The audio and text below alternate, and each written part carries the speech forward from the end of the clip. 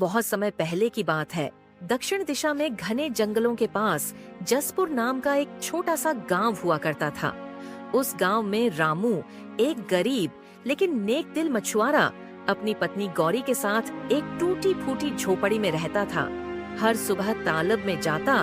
उस दिन भी रामू तालाब के किनारे बैठा आसमान की ओर देख रहा था। हे भगवान, आज तो मेरा जाल मछलियों से भर देना, नहीं तो पता नहीं घर कैसे चलेगा। तभी उसकी पीठ पीछे से उसकी ही बस्ती का एक आदमी, लाला भीखा, मजाक उड़ाते हुए पहुंच गया। ओए रामू, पूरे गांव को पता है तेरे जाल में एक से ज्यादा मछली आती ही नहीं।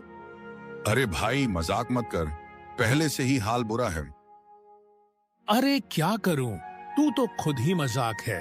चल डाल डाल, देखूं आज भी तेरी इकौती किस्मत क्या करती है। भीखा का मजाक रामू के दिल पर लग गया। कुछ देर इंतजार के बाद छपाक, जाल में सिर्फ एक मछली फंसी। लो जी, आ गई तेरी रोज वाली वही एक मछली। अब बस कर, घर चला जा। वह ठहाकों के साथ चला जाता है। रामू शाम तक बैठा रहता है, पर कोई दूसरी मछली नहीं मिलती। थक हार कर वह घर लौटता है और मछली गौरी को देता है। फिर से एक ही मछली? कैसे मछुआरे हो तुम? बाकी सब तो भर भर के लाते हैं, हमारा पेट तक नहीं भरता। गौरी, मैं क्या करूं? कोशिश तो पूरी करता हूं। मुझे कुछ पता नहीं, ढेर सारी मछलियां पकड़ो, नहीं तो मैं भी वो करूंगी जो औरतें नहीं करती, अपने आदमी को छोड़ दूंगी। गौरी पैर पटकते हुए चली जाती है। रामू गहरी चोट खाकर बाहर निकलता है। अगले दिन तालाब की ओर जाते हुए उसे पड़ोस की जमुना ताई मिलती है। अरे रामू बेटा, इतना उदास क्यों? रामू सारी बात बता देता है। बेटा, किस्मत पर भरोसा रखो। और एक और तालाब है जंगल के बीच, भागीरथ तालाब, पर ध्यान रखना वहाँ जाना खतरनाक है, पर मछलियाँ खूब मिलती हैं।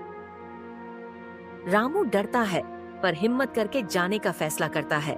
रामू गहरी सांस लेता है और जंगल की ओर बढ़ता है। चारों ओर फड़फड़ाहट, ची ची, हवा की सनसनाहट। पेड़ इतने घने कि सूरज की रोशनी भी मुश्किल से जमीन तक पहुंच रही थी। रामू को रास्ते में एक बहुत बूढ़ा व्यक्ति मिलता है। सफेद दाढ़ी, चमकती आंखें, फटी सी धोती। वह मुस्कुराता है। कहाँ जा रहा है बेटा? रामू सारी बात बता देता है। भागीरथ तालाब में जो जाल फेंकता है उसे सिर्फ दो चीजें मिलती हैं, बहुत बड़ी किस्मत या बहुत बड़ी मुसीबत, सोच ले। रामू झुककर कहता है, किस्मत चाहे जो दे, मैं कोशिश किए बिना लौट नहीं सकता। बुजुर्ग मुस्कुराते हुए आगे बढ़ जाता है। तालाब अद्भुत था, हरा नीला पानी, उसके अंदर चमकती लहरें। रामू जैसे सम्मोहित हो गया। वह जाल फेंकता है, सन्नाटा, कुछ सेकंड और फिर भड़ाक, जाल हिलने लगता है। रामू घबराकर खींचता है। जाल इतना भारी कि उठ ही नहीं रहा। बहुत मेहनत के बाद जब वह जाल निकालता है, जाल में एक चमचमाती सुनहरी मछली थी। मछली जमीन पर तड़पती है और अचानक बोल उठती है, रामू, मुझे वापस पानी में छोड़ दो, मैं तुम्हारा जीवन बदल दूंगी। रामू डर जाता है और कहता है, तो तुम बात कैसे कर रही हो? मैं इस तालाब की रक्षक हूँ, वरदान देना मेरे बस में है। यदि मुझे छोड़ दिया तो मैं तुम्हें 3 वरदान दूंगी। पहला वरदान, गरीबी से मुक्ति। दूसरा, सम्मान। तीसरा, सच्चा सुख। लेकिन एक शर्त है, लोभ मत करना, मेरे सुझाव का उल्टा मत मांगना। रामू सोचता है, फिर सहमति दे देता है। वह मछली को पानी में छोड़ देता है। सुनहरी रोशनी तालाब से निकलकर आकाश में फैल जाती है। जब गांव लौटने पर रामू देखता है कि उसकी झोपड़ी के आसपास लोग जमा हैं। अरे ये क्या, तेरी झोपड़ी की जगह ये मकान कहाँ से आया? रामू देखता है, पुरानी झोपड़ी की जगह एक सुंदर छोटा मगर मजबूत घर बना हुआ है। अंदर नए कपड़े, एक अच्छी चारपाई और खाना। गौरी भी दंग। रामू, ये सब कहाँ से आया? रामू मुस्कुराकर कुछ नहीं कहता। अगले दिन गांव में पंचायत लगी है।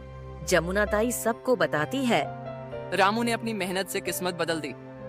भीखा तक उसके सम्मान में सिर झुका देता है। रामू नम्रता से कहता है, मेहनत और सही नियत रखने से किस्मत भी साथ देती है।